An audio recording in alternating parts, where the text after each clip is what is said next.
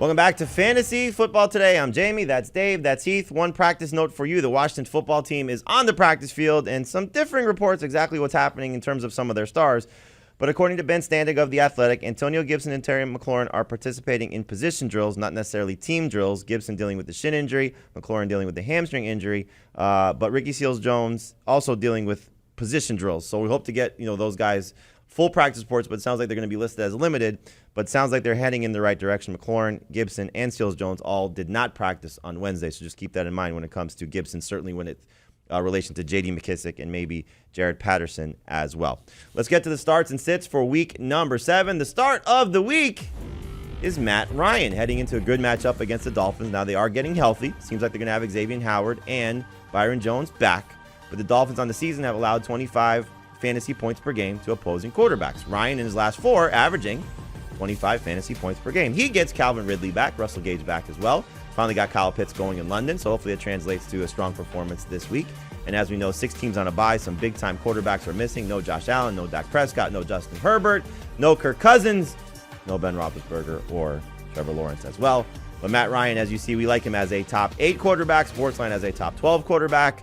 So we're all in agreement that Matt Ryan's in for a big game this week against the Dolphins. Other starts for me this week include a running back who has definitely been struggling, but I think he's due. I actually consider Miles Sanders as the start of the week this week, but hard to necessarily trust him until we know Nick Sirianni is going to trust him. But Sirianni's saying the right things about Miles Sanders, has top 15 upside against the Raiders defense that struggled against the run. So hopefully this is the breakout game for Miles Sanders, still looking for his first touchdown on the season. Heath, the starts for you include a couple of Dolphins on the other side of that Falcons game. So Tua Tagovailoa will remain the Dolphins quarterback for week 7. Will rely on Jalen Waddle, but Waddle has some company now with Preston Williams and Devontae Parker heading back on the field most likely. You like both Dolphins in this match? Absolutely. I love the connection they've had in the 2 games they've had played together so far this season. I love the matchup against a bad Falcons defense. They've really only been good when we told people to start Daniel Jones against them. That was our fault.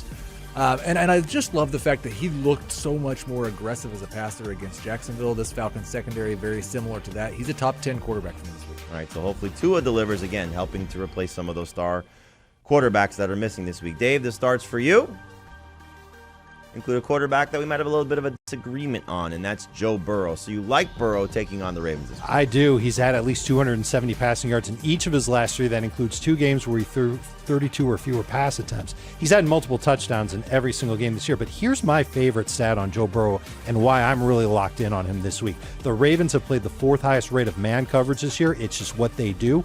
Burrow has twice as many touchdowns versus man coverage than he does against zone coverage, despite 81 fewer pass attempts. So I think Joe Burrow's in line to have another really good game. I like CJ Uzomah as a sleeper. I love Jamar Chase in this game, and I think Joe Burrow comes through with a solid game for fantasy managers. All right, you heard me say there's a little bit of a disagreement. You see it It's there with everybody. The underrated, overrated.